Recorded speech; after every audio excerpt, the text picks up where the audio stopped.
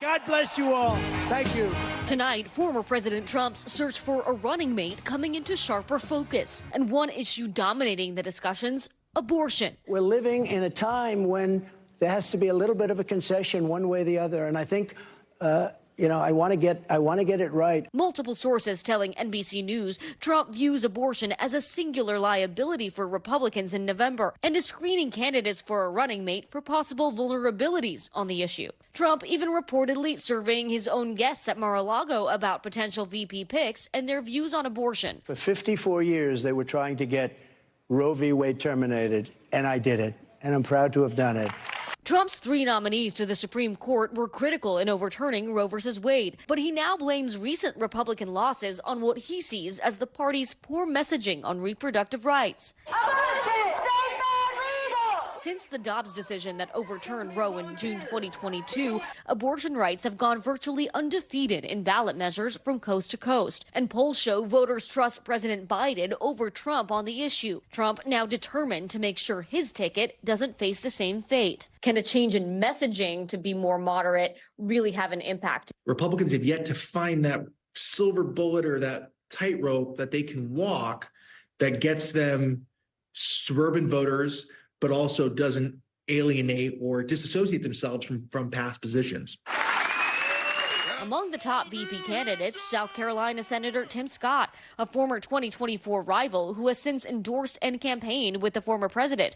But his hardline stance on abortion has some concern in Trump world. I would literally sign the most conservative pro-life legislation that they can get through Congress. South Dakota Governor Kristi Noem also on the list and also under scrutiny after her state's trigger laws went into effect when Roe was overturned, instituting a near total ban. Noem defending those laws, which do not have exceptions in the cases of rape or incest. In an interview with CNN, Noem was asked about the possibility of a 10-year-old rape victim seeking abortion treatment. In South Dakota, the law today is that the abortions are illegal except to save the life of the mother, because I don't believe a tragic situation should be perpetuated by another tragedy. New York Congresswoman Elise Stefanik, currently in House leadership and considered a rising star in the party, has expressed support for a different approach, a 15-week national ban with exceptions. We stand for life. We are proud to stand for life, and we will oppose this very radical anti-life agenda that we're seeing from House Democrats. The New York Times reports Trump supported a 16-week ban in private, a claim his campaign denies. As Trump seeks to walk a fine line between appealing to the majority of Americans who support some abortion rights without alienating the pro-life base that's critical to his campaign. All right, Dasha Burns joins us tonight from West Palm Beach, Florida. Dasha, great reporting as always, but tonight I also want you to do the homework for our viewers, right? If this is the calculation, give us 2 names that could make this work for the former president. Get moderate voters and people on the fence, especially women who are on the fence about Trump and abortion. Right. So this is the tricky part because Republicans really have been on the back foot. Trump admits that even when it comes to this issue. So walking that fine line is really tough. One of the names that came up as potentially palatable to look like suburban women, right, for example, is Elise Stefanik, just in terms of she's closer to where Trump reportedly stands on this issue. She's looking at 15 weeks, has been very vocal on exceptions, which is a big concern for the former president. He really wants to, every time he talks about this issue, make sure that those exceptions are in there.